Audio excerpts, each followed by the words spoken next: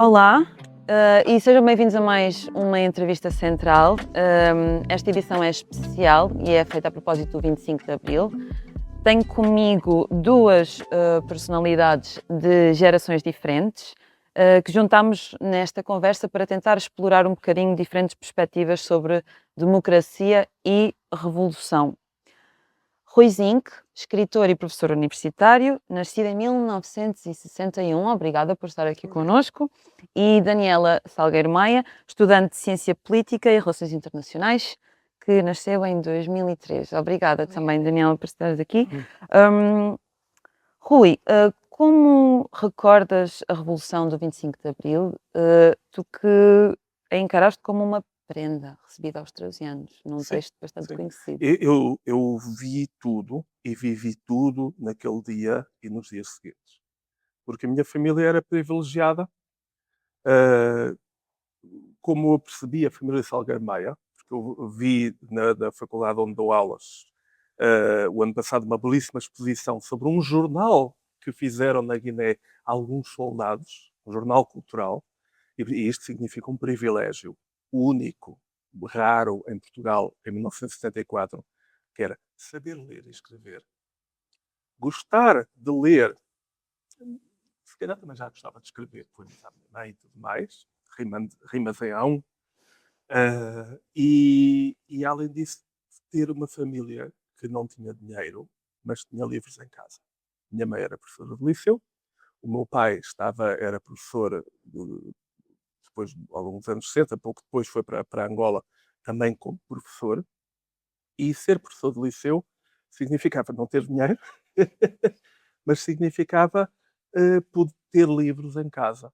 Que já era um E privilégio depois, na altura. outro privilégio, duvidoso, quer dizer, não é bom não foi bom para a minha mãe e para o meu tio, não é para a minha avó, mas foi bom para mim, que era o meu avô tinha estado preso em 1938, quando houve uma grande leva, quando Salazar estava cheio de medo, e qualquer pessoa que dissesse que 2 e 2 eram 4 ia presa.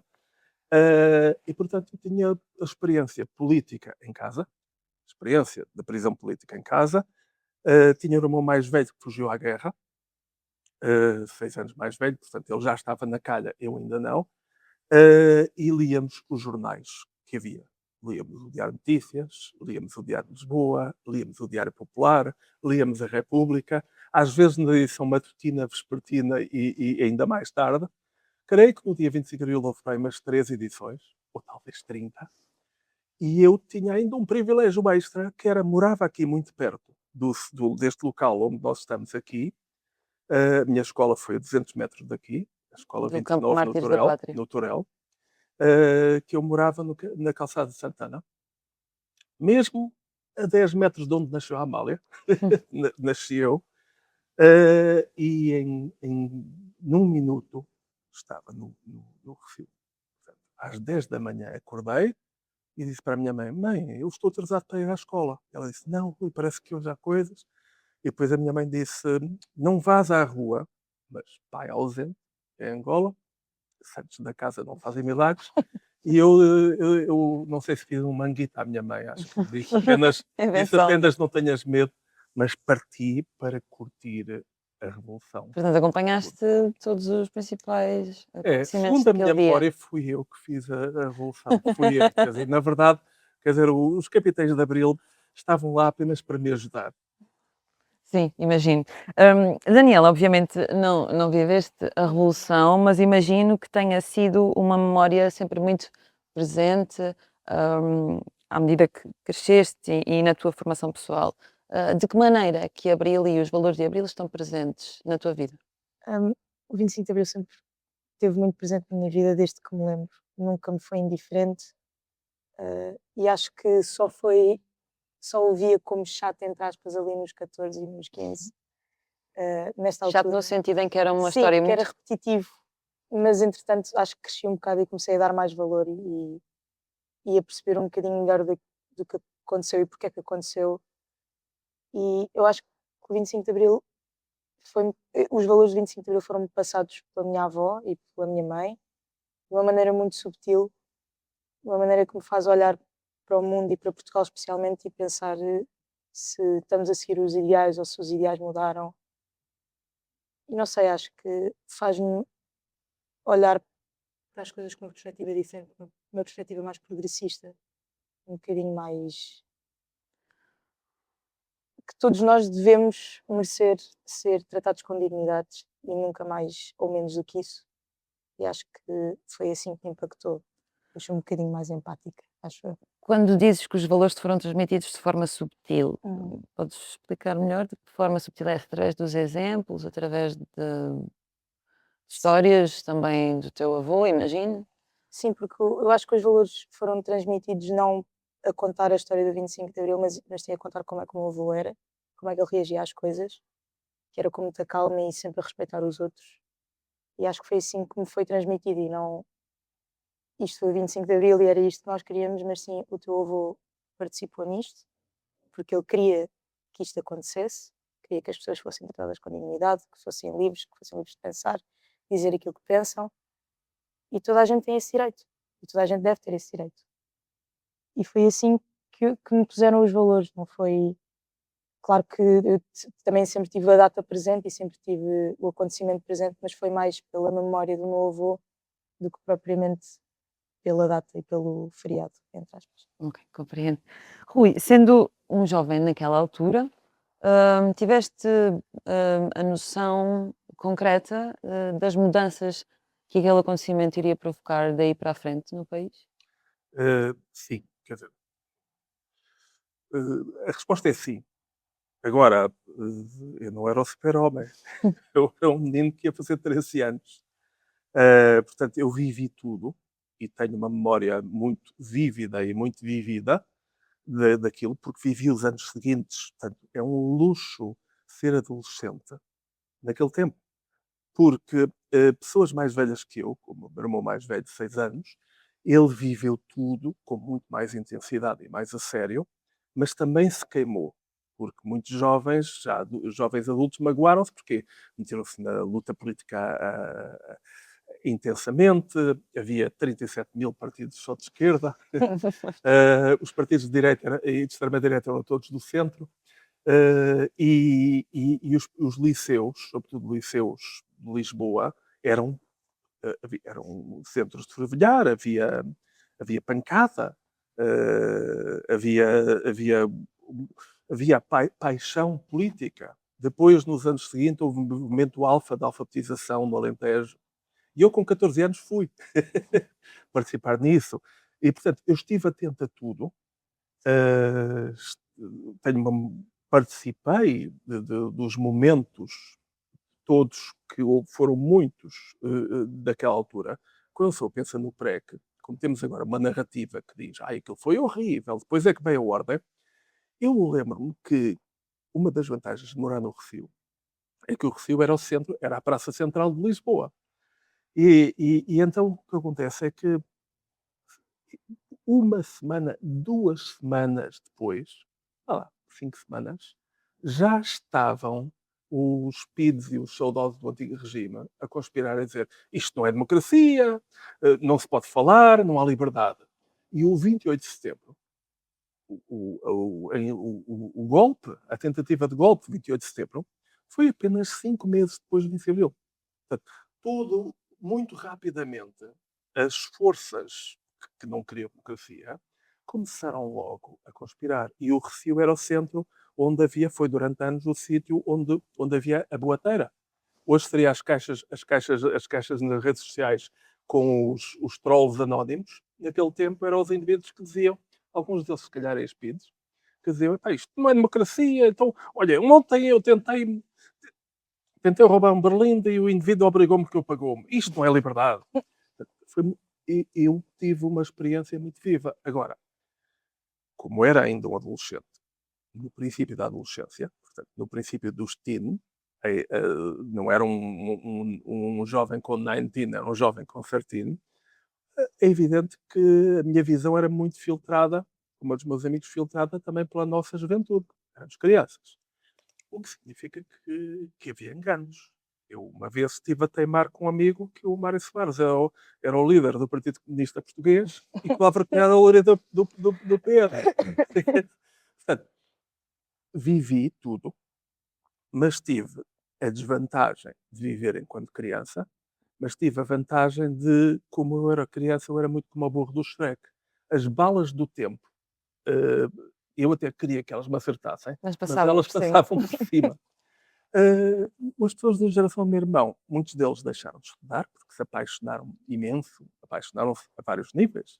Mesmo foi uma descoberta do amor físico, foi uma descoberta da liberdade, foi uma descoberta de tudo. E depois muitos deles atrasaram-se a estudar, só foram estudar mais tarde e desapontaram-se, porque há sempre um desapontamento depois da euforia, de uma forma que os magoou mais. Portanto, a minha geração, eu senti que nós fomos privilegiados em grande parte. Na fase em que Aqueles que puderam. pudemos participar, Uhum. porque nem todas as pessoas da minha idade estavam atentas, ou tinham famílias que estivessem atentas, cá está o privilégio, mas há amigos que ainda sou hoje amigo deles, e que temos todos uma noção de que vivemos em carne viva um luxo fantástico, Uhum. uma coisa fantástica. Sim. Daniela, não tendo vivido esta altura, a tua geração, os jovens de hoje, conseguem ter, de uma forma geral, sei que é sempre perigoso estarmos a fazer generalizações, mas enfim, conseguem entender realmente o significado da Revolução e estas mudanças depois que se desenvolveram a partir daí? Hum, eu acho que não, honestamente. Eu estou num sítio também que é um bocadinho. Eu digo não, não porque estou num sítio que é um bocado mais privilegiado nessas coisas, porque eu estou a estudar política, portanto as pessoas à minha volta sabem Sim. o que é que aconteceu. Mas eu vejo, eu tenho contacto com, pronto, colegas meus e amigos meus que não estão no meu curso ou que estão em áreas completamente diferentes, que, especialmente, e isto é uma coisa que me faz imensa confusão, especialmente em Lisboa, em Santarém não, mas especialmente em Lisboa, há imensa gente da minha idade que não faz ideia que é o 25 de Abril. Sabe que é um feriado que tem a ver com flores e com liberdade. E sabem pouco mais do que isto. Isso é um bocado assustador, tipo, na minha perspectiva. Mas Porque não foi assim há tanto tempo. consegues depreender que isso vem ah, porque não aprenderam como deveriam ter aprendido na sua educação formal, na escola? Ou será na sua formação em casa? Ah, Eu acho que é um bocado dos dois, porque eu sempre estive em escolas públicas, tirando agora na universidade. E nós falávamos sobre o 25 de Abril e era sempre a história e era mais ou menos tipo 3 ou 4 páginas do livro de história e depois passava outra vez por trás e recomeçávamos outra vez a história. E eu acho que isso está errado porque é a parte significativa e mais recente da história de Portugal e acho que devia ser mais vincada e mais aprofundada. Mas depois eu também acho que vem um bocado de casa, porque o 25 de Abril e as consequências, entre aspas, afetam-nos diretamente até hoje. E é uma coisa que está. A liberdade é uma coisa que está muito. Está sempre num limbo, nunca sabemos se estamos bem livres ou se não estamos. Portanto, eu acho que vem muito de casa e que se os pais também. Mas também acho que é falta de informação dos pais. Que eles também não têm tanta informação e não sentem a necessidade de partilhar isso com os filhos. Portanto, eu acho que vem um bocado dos dois lados.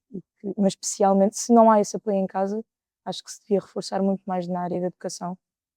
Seja com meter mais matéria, fazer mais palestras, visitas de estudo, tipo, sim, porque qualquer coisa. atualmente, pelo menos no ensino até ao nono ano, que é aquele que é igual para toda a gente, depois, a partir do secundário, as pessoas escolhem áreas e dividem-se. Até ao nono ano, pelo que sei, o programa são 2 páginas sobre o 25 de Abril e uma grande parte da história de Portugal é focada, por exemplo, nos descobrimentos. Sim. E é isso que a maioria das pessoas depois recorda, e isto traduz-se também na nossa sociedade e na nossa narrativa comum, de certa maneira. Sim, descobrimentos, tudo bem, faz parte da história, como é óbvio, mas acho que faz muito mais sentido nós sabermos o porquê do 25 de Abril ter acontecido, o que é que aconteceu antes do 25 de Abril, o que é que aconteceu depois do 25 de Abril, do que sabemos os reis todos de cor, por ordem. Isto é a minha opinião. Não acho que seja. Acho que é importante, não estou a dizer que não. Mas acho que há maneiras e maneiras de estudarmos as coisas. E acho que sabermos que é uma coisa horrível que eu não gosto nada da educação, que é sabermos as coisas todas de cor, vomitarmos as cenas, nunca mais pegamos naquilo. Rui, também és professor, não de história, mas qual a tua opinião sobre esta questão? Eh, eu acho que a Daniela falou com muito mais pertinência do que eu alguma vez falaria. Eu estava-me a lembrar, portanto, antes que eu me esqueça, não pude agradecer ao teu avô, agradeço a ti, Daniela. Não, mas és a representante dele aqui nesta mesa. Também, e o, em 87, 1987, eu fui ao 25 de Abril com uma amiga minha que tinha uma criança de 7 anos, o André, e nós fomos ao desfile do 25 de Abril, ali na Avenida da Liberdade, em Lisboa. E foi uma coisa um bocado tristonha, porque o desfile do 25 de Abril também é como uma montanha flutua. E às vezes é mais eufórico, outras vezes, naquela altura era um bocado tristonho, 1987. E nós fomos, e a criança foi, com 7 anos, eh, e não achou grande graça, porque parecia quase um velório, quer dizer, era uma coisa assim tristonha, melancólica e tudo mais. Uns meses depois, ela por acaso também estava com o miúdo, estávamos a ver um jogo de futebol na casa de um amigo meu, ao pé da casa onde morou Jorge Sampaio, porque está tudo ligado, assim mesmo por cima do Marquês, e estávamos lá a ver um jogo de futebol num tempo em que mesmo uma equipa rival torcíamos por ela quando ia à Europa. Pois, sim. E o Porto, isto não é do vosso tempo, mas é do meu tempo, o Porto ganhou ao Bayern a Liga dos Campeões por 2-1, salvo erro 2-1, com um gol de calcanhar do Madger, que era e foi um gol de calcanhar, mesmo muito, com todo o salero, tudo Foi aquilo, marcante. e foi uma euforia coletiva. Estávamos a beber cerveja e a comer batata frita. Naquele tempo as crianças de 7 anos também podiam beber cerveja. Mas e fomos todos, um grupo de 10, fomos para a rua, espontaneamente. E para o Marquês, e depois fomos descer a Avenida da Liberdade, porque era um mar de gente. Portanto, não era um clube no Marquês de Pombal a festejar a sua vitória no jogo nacional, era Portugal inteiro, era Lisboa inteira que descia para ali dentro. Portanto, foi um desfile espontâneo que desceu a avenida. E o André, com 7 anos, disse assim: epá, isto é melhor que o 25 de Abril. Pois, E eu naquele momento ouvi, o registrei, e eu não sei se lhe disse ou não, mas vamos fingir que lhe disse. Eu disse: pai, André, isto é o 25 de Abril. Porque aquela alegria com aquela vitória no futebol foi a experiência da alegria no dia 25 de Abril. Portanto, um dos problemas quando se dá aulas é como explicar a alegria, em vez da efeméride. E isso é o ovo de Colombo, é o grande mistério, que é a pergunta para 1 milhão de euros, agora que o dólar está desvalorizado, como transmitir a alegria. Esse é o problema que qualquer pai também. Como é que eu posso transmitir aos meus filhos a alegria de certas experiências? Porque eu posso apenas passar-lhes a efeméride. Mas, portanto, isto que a Daniela disse de uma forma muito eloquente é um problema sempre do ensino. Agora, há uma coisa mágica chamada professores concretos. Portanto, a aula de história ou as outras aulas todas dependem sempre do professor. E há professores que têm um entusiasmo, até porque viveram a transmitir o 25 de Abril, e que se calhar dizem: olha, vocês viram naquele dia aquele jogo em que Portugal ganhou a Espanha no futsal? Opa, o 25 de Abril foi isso. pois é muito diferente. Tu tiveste o privilégio de alguém que te transmitir Sim, essa alegria. Já não conheceste o teu avô, mas imagino que através da tua avó, pelo sim, sim, menos. sim, sempre. Se bem que a minha avó fica muito feliz com o 25 de Abril, mas também é uma data um bocado pesada para ela. Mas eu acho que eu comecei Já em que mesmo. sentido?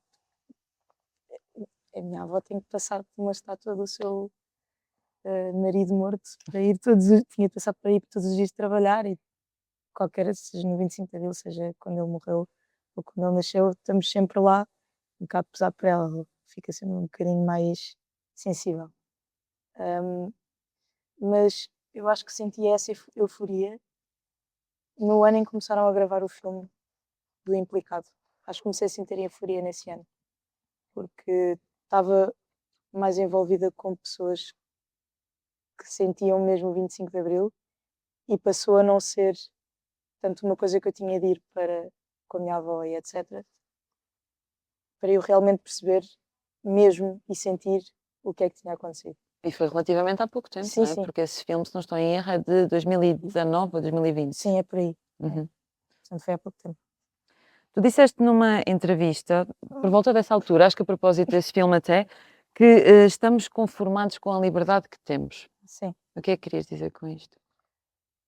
Eu não acho que eu acho que os ideais do 25 de Abril até agora são transversais, mas são um bocadinho.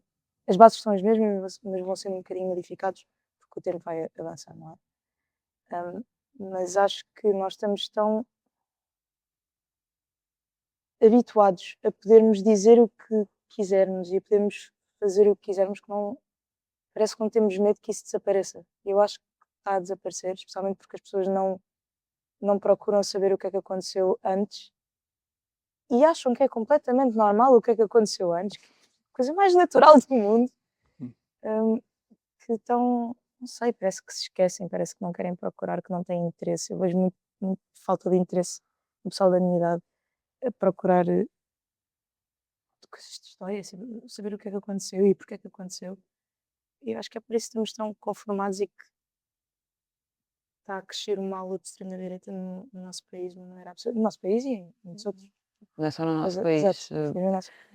Mas antes de irmos a essa questão, queria também perguntar ao Rui se acha que estamos conformados com a liberdade que temos, como disse a Daniela. Cá está, a expressão da Daniela é muito feliz. Conformados com a liberdade que temos, é isso. Eu apenas gostava de aproveitar o momento de publicidade.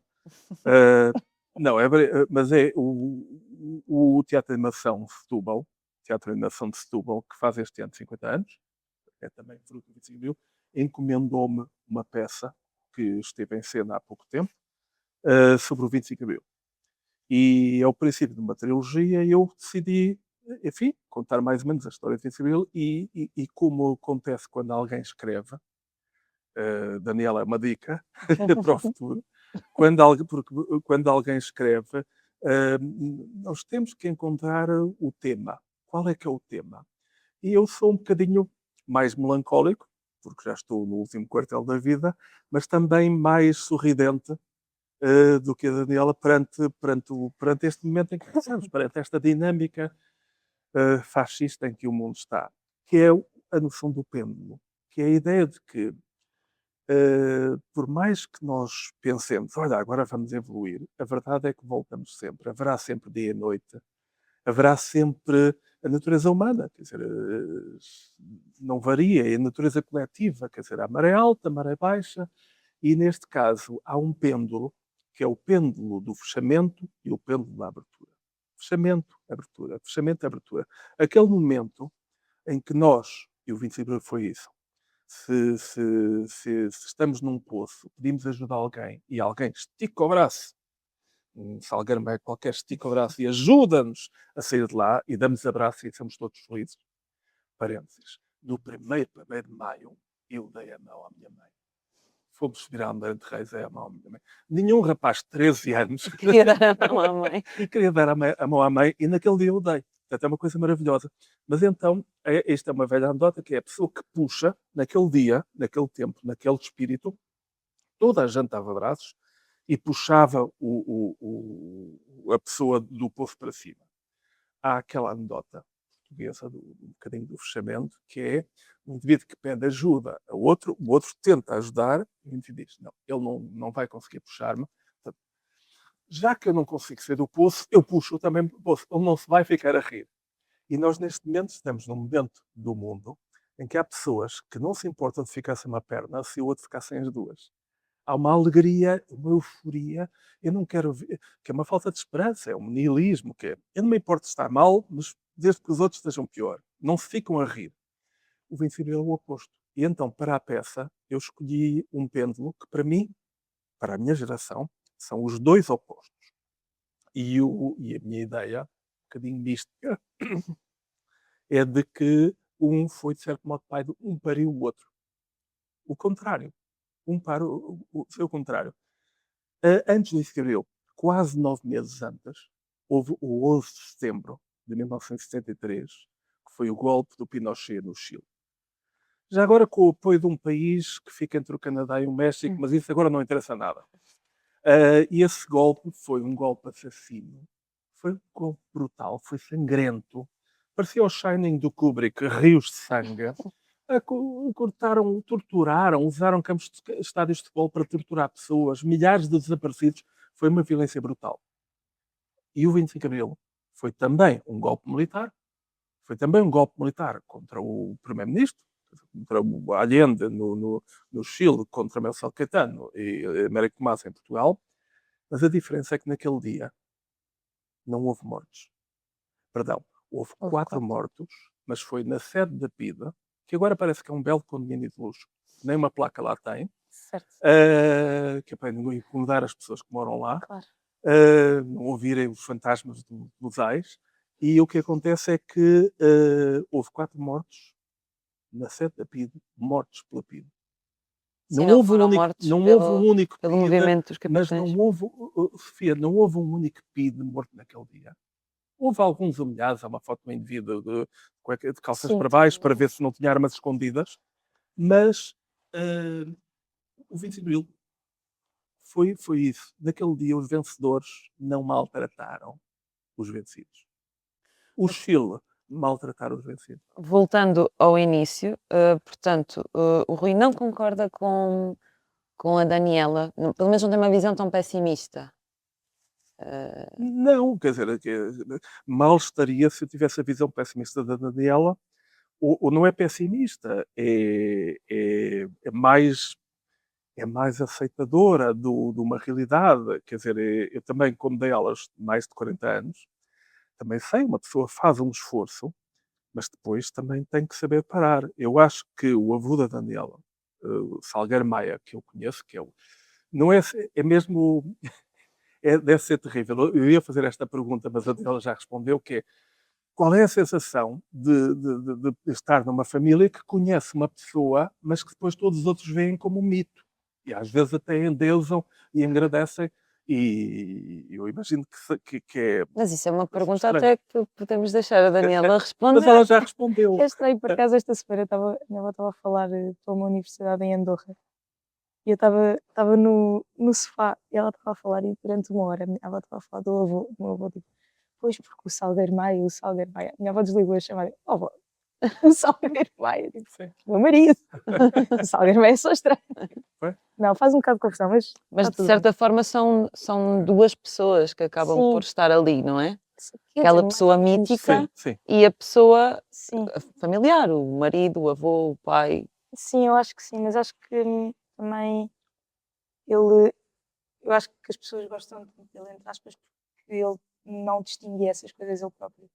Ele era, pelo menos daquilo que eu sei, não é? Ele era exatamente aquilo que era fora de casa e dentro de casa. Era exatamente a mesma pessoa, com a mesma forma de ser, e acho que era isso que o distinguiu, entre aspas. Vou só pegar aqui naquilo que o Rui estava a dizer. Daniela, tu, nesta visão do pêndulo, pegando nesta ideia, não adivinhas um futuro muito risonho para os jovens? Ou... Eu acho que nós estamos a descer agora, no pêndulo. Acho que o pêndulo está a descer, assim um bocadinho. E percebo essa perspectiva porque é uma perspectiva de quem já viveu bem mais do que eu. Eu conheço isto e pouco mais. Mas não sei, para a minha geração, pelo menos, eu não vejo assim um futuro muito risonho nos próximos tempos. Honestamente. Os movimentos que ainda há pouco falaste, de extrema-direita, são apelativos para os jovens que não têm tanto esta noção do que é que foi o passado, ou pelo menos não estão tão conscientes do impacto que tinha a ditadura na vida das pessoas. Claro, como é que uma pessoa vai ter uma decisão consciente se não conhece o passado? Uma pessoa vai tomar uma decisão sobre o futuro se não conhece o passado. Eu acho que este crescimento da extrema-direita também vem muito de desinformação por parte da minha geração e da geração anterior. Acho que também vem muito Mas por tu aí. conheces casos concretos? Já De tiveste... pessoas da minha idade que... Sim. Sim. Sim. É estranho. É estranho. E consegue compreender as razões que as levam a seguir esses grupos, digamos assim? Epá, eles normalmente respondem sempre da mesma forma. É assim, eu voto em protesto. Eu, ok, mas vocês vão votar em protesto, mas o voto está lá na mesma. Não é desqualificado só porque é em protesto. Mas é em protesto a quê? Ao estado do país agora, mas há muitos partidos para votar.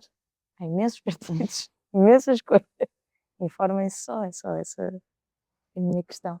Faz sentido este protesto, Eh, Rui? quer dizer, eu, eu já desisti há uns tempos, quer dizer, e a escolha do. A arte é muito interessante como caminho. Eu escolhi o papel e a caneta porque nasci em Portugal numa altura em que não podíamos confiar nas instituições. E então eu escolhi a única arte que não depende da bondade de estranhos. Portanto, o papel e a caneta, que é a única grande arte portuguesa ao longo de 9 séculos. Porque é aquela que uma pessoa pode escrever um poema na prisão, pode escrever quando está com fome, quando está calada, quando está parada. O teatro. O teatro ainda hoje está à procura de público. Eu gosto muito de teatro, mas o teatro tem 2 récitas e quando aquilo está a ficar bom, já acabou. Portanto, o depender muito, muito dos outros. E, e eu acho que há um tempo, quer dizer, há um tempo para estarmos atentos ao mundo e gritarmos ao mundo.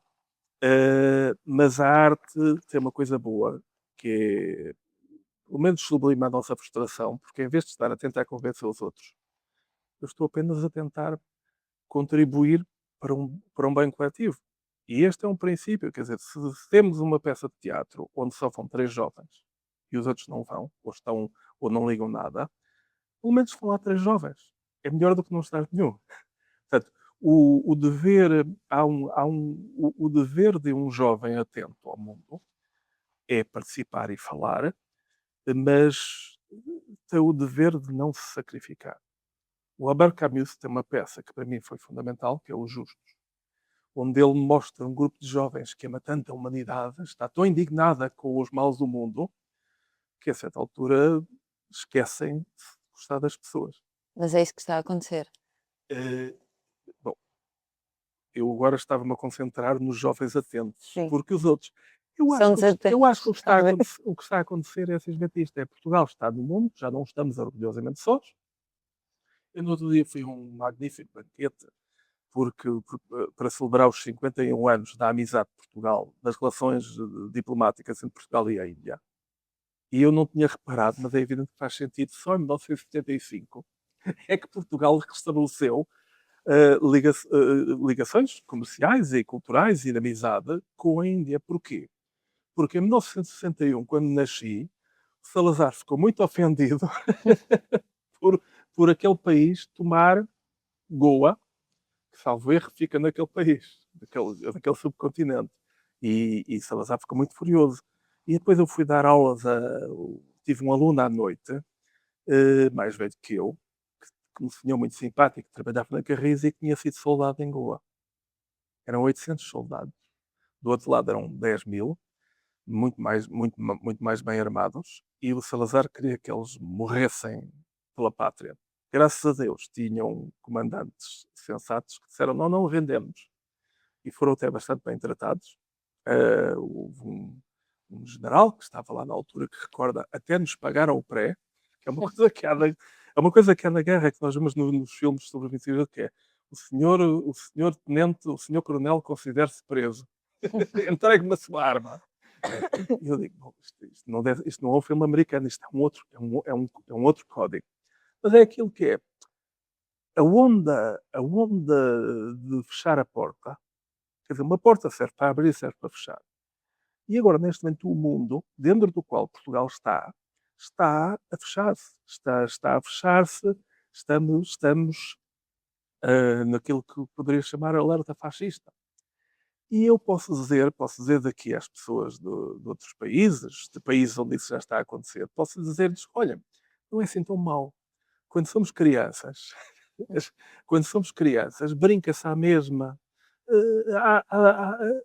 há vida à mesma e depois é esperar que a febre passe. É evidente, quando a febre passa, os estragos foram feitos. Portanto, há aquela coisa do. Para mim é muito aquela coisa do ups, voltei a meter água. Portanto, é evidente que a febre vai passar e as pessoas vão se esquecer. As pessoas que vão agora cometer crimes nos próximos anos e que vão contribuir e que vão votar pelo ódio, essas pessoas depois vão esquecer isso. Como é que eu sei isto? Chama-se experiência, Daniela. Pois. Porque no dia 26 de Abril, Portugal era todo democrata e era antifascista desde pequenino. Mas isto não aconteceu só em Mas em Portugal. setembro já não. Hã? Em setembro já não, como referiu há pouco. Em setembro já não, era. mas em setembro era a maioria silenciosa. Portanto, era uma maioria que usava toda a pseudónimo. Era a maioria, mas não mostravam a cara. Eram embolsados. Agora, finalmente, mostram a cara. Mas era uma força, chamava-se maioria silenciosa. Era a administração de 28 de setembro da maioria silenciosa e eram embolsados. Pois. Era isto. Portanto, é uma onda. Mas a seguir ao 25 de Abril, foi muito engraçado, no dia 26 até já havia dizer a pessoas, os preços políticos eram os exibicionistas. Eu era profundo, porque o que é melhor? É ser bom à superfície ou ser bom cá por dentro. Eles Claro. por fora até estavam a provocar, é evidente que a PIT teve que os prender. Claro, Eu, só caro pensou senhor, que tinha de eu parecer. era por dentro, porque eu sou uma pessoa profunda. Eu cá por dentro estava completamente indignado, mesmo quando denunciei o meu vizinho. Porque o meu avô, e isto é uma das coisas que me faz sorrir, que é a Daniela é filha do herói, do símbolo mais vivo Neta. de Abril. Neta, peço Sim. desculpa, neta, claro, neta. Eu cresci numa família de uma pessoa que esteve presa na infância da minha mãe e do meu tio. Portanto, a minha experiência é ao mesmo tempo uma experiência de desespero, de ter visto o desespero. Minha avó ensandeceu, começou a ter tendências suicidas, a minha mãe e o meu tio cristalizaram-se. Eu vi a minha mãe e o meu tio com 80 anos.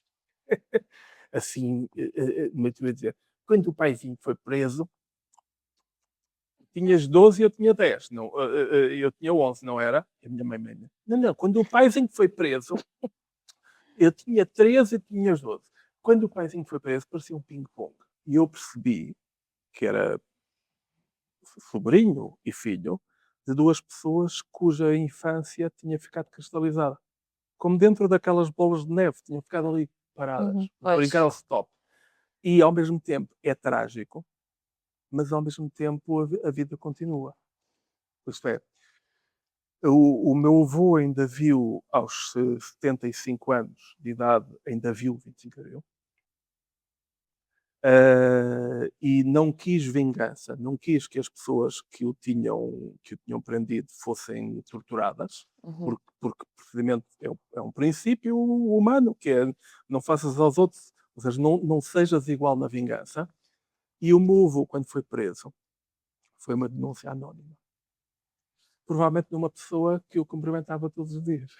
Porque isso também já estava incutido, não é? Aliás, já disseste várias vezes aquela ideia de que o regime era de tal forma que as pessoas já se policiavam entre Sim. si, portanto Aquilo que isso a era uma Daniela das coisas. está a ver agora, sim, era muito isto, que é quando se discute, há uma discussão teórica, que é sobretudo a direita que levanta, que é em Portugal não houve fascismo, houve autoritarismo. E depois fazer uma coisa muito gira, quer dizer, não houve fascismo porque o fascismo é italiano. Quer dizer, é uma forma muito É engraçada. uma coisa técnica, não é? Não, é uma coisa técnica que eu vou dizer, esta pessoa não é humana porque tem o nariz mais arrebitado, Pois. já não é bem humana. Ora, o fascismo português foi dos mais bem-sucedidos.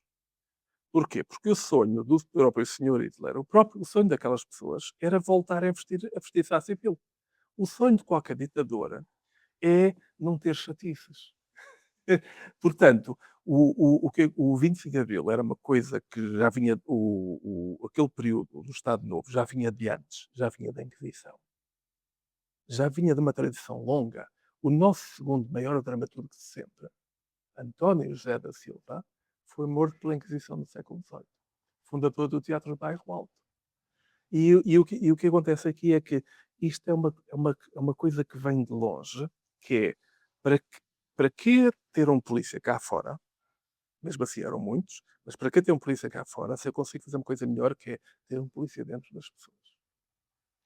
Ela também estava a pedi-las. Não, foi preso, não há fumo sem fogo. Agora vou pegar nessa ideia do ela também estava a pedi-las para introduzir aqui outra coisa que é, ultimamente temos visto mais casos de violência contra as mulheres, em particular na faixa etária mais jovem, há situações muito complicadas e muito preocupantes. O que é que achas disto, Daniela? De certa forma também é um sinal de retrocesso. Eu não tenho a certeza se estão a vir tantos casos ao de cima porque a comunicação social começou a trazê-los ao de cima, ou se realmente há uma- um acréscimo de casos, especialmente com pessoas mais novas, que é muito estranho. Mas eu fui àquela manifestação agora há pouco tempo, Uhum. ali Em defesa dos à- direitos das da mulheres, sim. Assembleia, exatamente.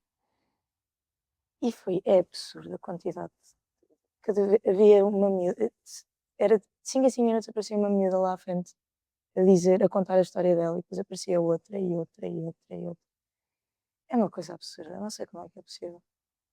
Isto não. Eu acho que é falta também de educação sexual nas escolas, que eu pessoalmente tive.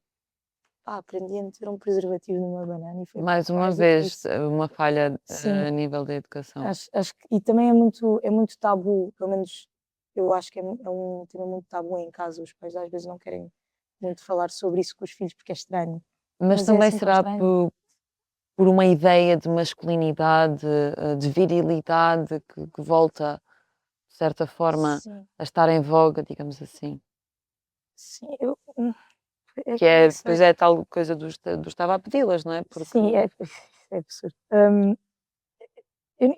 Eu não consigo explicar porque eu não consigo perceber também como é que isto é possível. Como é que tantos casos acontecem? Como é que um miúdo da minha idade, como é que por exemplo, o caso da Associação Académica sim, em Braga. em Braga, não é em Braga? Sim, sim. Hum, Onde houve não percebo. portanto, o caso que estás a falar é aquele onde houve um rapaz que se apercebeu que as Não, não, não. bebidas das amigas. Não, ok. Não sei se foi o presidente da Associação Académica da Universidade do Porto, de Engenharia, Uhum. que havia um grupo que eles andavam a tirar fotos Ah, sim. debaixo das mesas a raparigas e mandavam uns aos outros, já tinham um grupo ou qualquer coisa. Eu não percebo. Como é que vocês têm 20 anos ou 21 e acham que isso é uma coisa normal? Acham que isso é uma coisa aceitável? Como é que isto passa pela cabeça de uma pessoa e continuam, e vão para a cama e vão dormir naquela noite e no dia acordam e fazem o dia normal, como se nada tivesse acontecido. As ferramentas e as tecnologias afetam a percepção das pessoas em relação ao que é certo ou ao que é errado. Eu acho que não, acho que uma pessoa tem que ter espírito crítico. Imensa gente tem. Mas esse espírito crítico não fica de certa maneira dormente quando se está num Sei. ambiente digital. Eu acho que não podemos ver as coisas assim porque toda a gente tem acesso a conteúdo digital e toda a gente tem acesso a um telemóvel hoje em dia e não é por isso que as pessoas andam aí a violar-se uns aos outros. Não acho que isso faça sentido algum. Acho que as pessoas têm que ter espírito crítico e perceber que há coisas certas e coisas erradas. E a partir do momento em que a liberdade do outro acaba, é porque eu não devo fazer isto. Não posso pôr uma pessoa desconfortável porque me apetece. Porque eu me sinto bem com isto, porque isto me faz ser grande gajo. Não, isso é só estúpido. Rui, em relação a esta questão do certo e errado e das tecnologias, Eu sou do tempo opiniões? uma expressão que havia muito, que é antes de eu nascer e que eu apanhei, que é entre marido e mulher, não metas a colher. Portanto, um dos grandes contributos do Vencedor dele foi a igualdade. Foi a minha mãe deixar de precisar da autorização do meu pai para Exatamente, ir a sim. Badajoz comprar caramelos. Quer dizer, a coisa é tão simples. Portanto, foi uma das grandes experiências de Abril, logo nos primeiros dias a seguir, foi a perfeita igualdade nas ruas de homens e mulheres. perfeito companheirismo, foi como se fosse outro planeta, outro mundo. E, entretanto, todas as estatísticas dizem que Portugal é um dos países de sucesso, é um milagre. Estes 50 anos mudaram imensa coisa. Éramos o país com mais mortandade infantil da Europa, passámos a ser aquele com menos. Éramos um país, isso é milagre do Serviço Nacional de Saúde, éramos um país com uma percentagem de analfabetos enorme. A estatística oficial era 30 e tal por cento, mas na verdade se calhar ia quase aos 50%. A minha avó tinha a terceira classe. E hoje somos um país.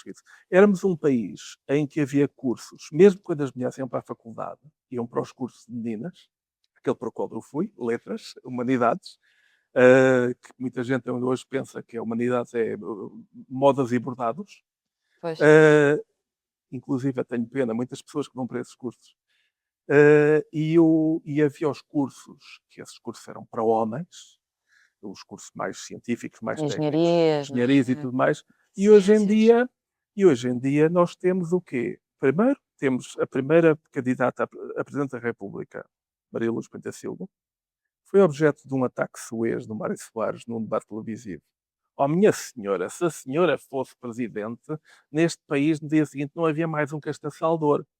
Quer dizer, não vou chamar agora machista ao Mário Soares, porque era um homem do seu tempo, mas isto era normal dizer em público. Portanto, o mundo tinha essas coisas todas. Entretanto, hoje em dia, salvo erro, Estamos há mais nesse mulheres. pêndulo que é Sim, novamente há normal. mais mulheres em medicina e em quase todos os cursos.